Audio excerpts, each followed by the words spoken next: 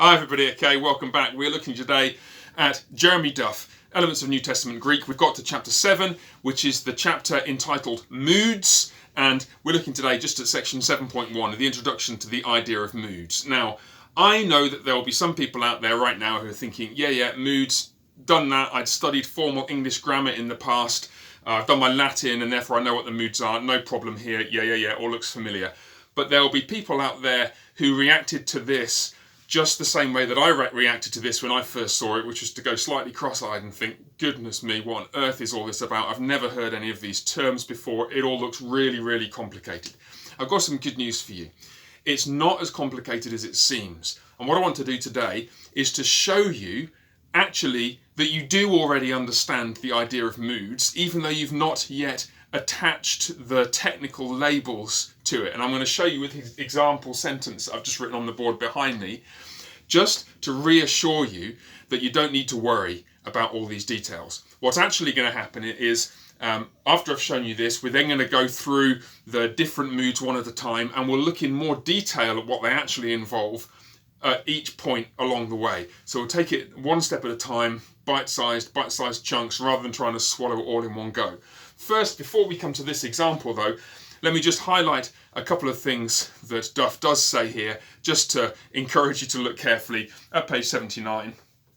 What Duff points out is that the four tenses that you've studied so far, present, future, imperfect, aorist, all occur in the indicative mood. That is, the mood which is used to express a statement or a question.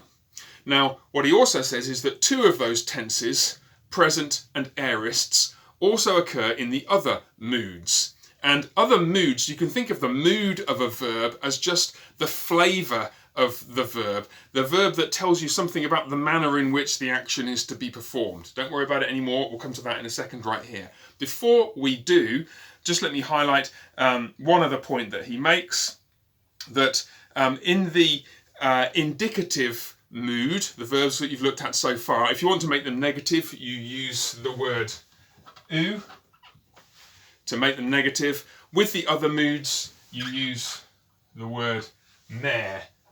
Mer is the negative particle for the other moods. That's just a minor grammatical point which we'll emphasise and see again and again and again. But now, just as we finish this video, what I want to do is to show you that you actually understand the idea of moods, that is the kind of flavour of verbs, even if you don't yet think you do.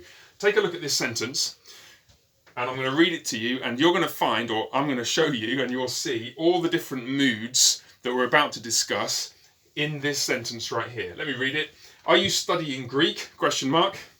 Work hard and remember to complete all the exercises so that you might make good progress while enjoying the language.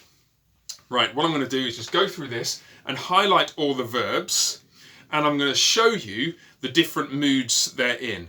And hopefully this will then help you to see that, yeah, you do actually understand the stuff in that table on page 79, even though those technical terms, imperative, infinitive, participle, subjunctive, and so on, might seem unfamiliar to you. So let's start at the beginning. Are you studying Greek? Well, the first verbal idea in this sentence is, are you studying? It's the question form of you are studying, which is, of course, making a statement or asking a question. That is in the indicative mood. It's indicating something that's going on, so he says it's in the indicative mood, and that's what you have studied already. Right, what happens next? Work hard. Work hard. Well, you notice there's a verb here, work.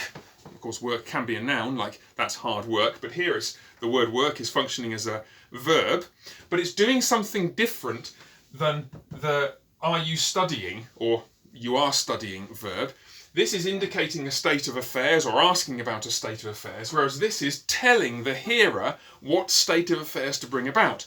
It's giving an instruction, or we say grammatically, it's an imperative. It's saying what ought to be done.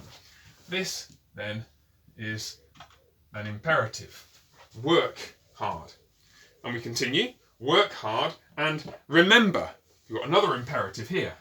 You're being told to do these things. Work. It's imperative that you work. Remember, it's imperative that you remember. So we carry on. Work hard and remember to complete all the exercises. We'll just pause there a second.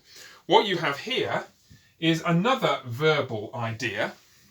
This, again, is very, very familiar to you in English. You've seen it all the time. Even if you didn't know what it is, it's called the infinitive. To complete. It contains simply the idea of the action with no other information about it. It's the idea of completing the action. Work hard and remember to complete. That's an infinitive. Infinitive, there we are. Okay, work hard, imperative, and remember, imperative, to complete, infinitive, all the exercises. Now look at the next little clause. This is the one that might make, or one of the two that might make you go, hello, what's going on here? So that you might make good progress. What's going on there?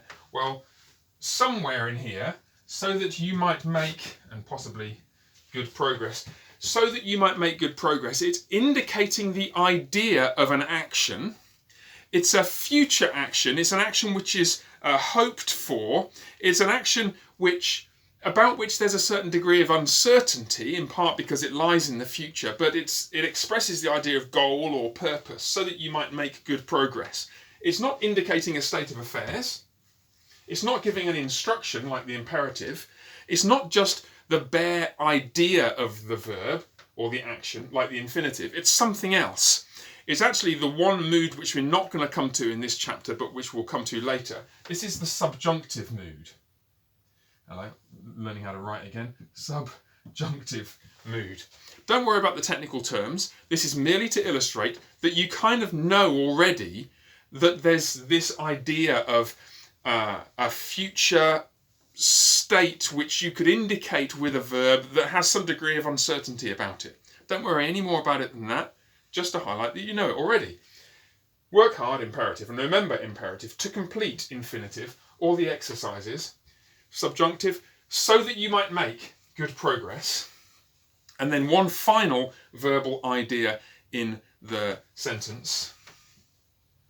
While enjoying the language. Well, clearly the language is the object of enjoying, but while enjoying is not quite an indicative, is it? Because it's not quite indicating a state of affairs or asking a question in the same sort of way as you're used to, like I am enjoying or are you enjoying? It's indicating an action in a slightly different way. It's not an imperative, obviously, it's not giving an instruction directly. It's more than just the idea of the verb, because it indicates that the making good progress and is happening at the same time as the enjoying, but it's not uncertain in quite the same way as a subjunctive is. It's a different mood or a different flavour of the verb. In fact, this is a participle. While enjoying the language. Now, what's the purpose of all that? Just to remind you again, it is not to tell you formally what all these moods are. It is simply to show you that if you were as baffled when you first got to this page as I was when I first read this book, when I got to this page, you don't need to be. You can relax. You know about all the ideas instinctively in English that we're going to encounter in this chapter.